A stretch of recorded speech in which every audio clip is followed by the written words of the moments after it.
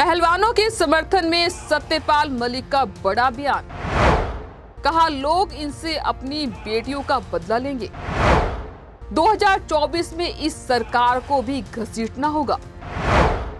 हरियाणा के गोहाना में सर्व समाज द्वारा पहलवानों के समर्थन में आयोजित एक सभा में जम्मू कश्मीर के पूर्व राज्यपाल सत्यपाल मलिक ने केंद्र सरकार को निशाने पर लेते हुए कहा कि देश और दुनिया में इंडिया का नाम रोशन करने वाली महिला पहलवान खिलाड़ियों के साथ जो हुआ है वो आप लोगों ने भी देखा होगा। महिला पहलवानों को स्थिति को देखकर खून खौलता था। जिस तरीके से दिल्ली में महिला पहलवानों को घसीटा गया उसे देखकर मन करता कुछ ना कुछ किया जाए। जिस तरह से इन्होंने महिला पहलवानों को घसीटा है उसी तरह 2024 में इस सरकार को भी घसीटना होगा। लोकतांत्रिक व्यवस्था में रहने की वजह से इनका हिसाब भी उसी तरीके से करना होगा। न केवल बीजेपी सांसद ब्रजभूषण शरण सिंह को उसके पद से हटाएंगे बल्कि जो सरकार उनका समर्थन कर रही है उसे भी लोकसभा चुनाव 2024 में 100% हटाने का काम करेंगे।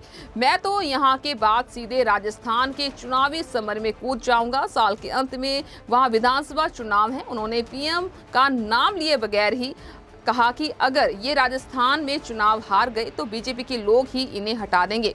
उन्होंने कहा कि सत्ताधारी पार्टी को यह नहीं भूलना चाहिए कि सत्ता आती है और चली जाती है। देश को ऐसी संकट में मत डालो कि इसे पटरी पर लाना संभव ना हो। मैं पहलवान भाइयों से भी कहूंगा वो वहां 1-2 दिन के लिए ही सही जरूर आए। वहां की जनता पहलवान भाइयों का समर्थन करने के लिए तैयार खड़ी है।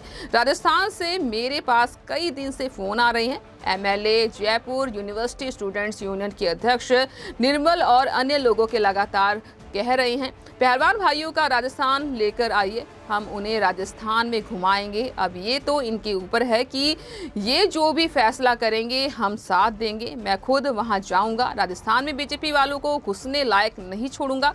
मैं चुनाव जीतने की बात तो ये छोड़ ही दें, इनको गांव-गांव में घसीटा जाएगा। गांव-गांव में इनकी दुर्गति होगी। लोग इनसे अपनी बेटियों का बदला लेंगे।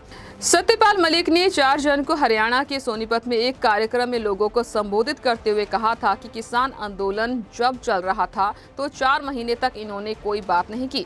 जब मैं बात करने पहुंचा तो सरकार ने कहा कि ये लोग ऐसे ही वापस चले जाएंगे, लेकिन प्रधानमंत्री को किसानों के सामने झुकना पड़ा। वैसे ही ये बेटियों के सामने भी झुकेंगे। केंद्र सरकार को यदि इस बार नहीं हटाया गया तो ये अपनी मर्जी से काम कर इंडिया को कमजोर करने का काम करेंगे। अग्निवीर जैसी योजना लाकर सेना को कमजोर तो कर ही दिया है, अब दूसरे मामलों में भी वही करने वाले हैं।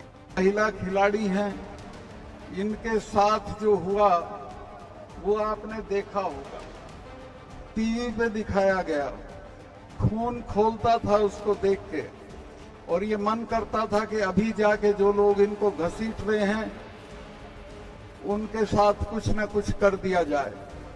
लेकिन लोकतंत्र में जिस तरीके से होता है हम उस तरीके से करेंगे।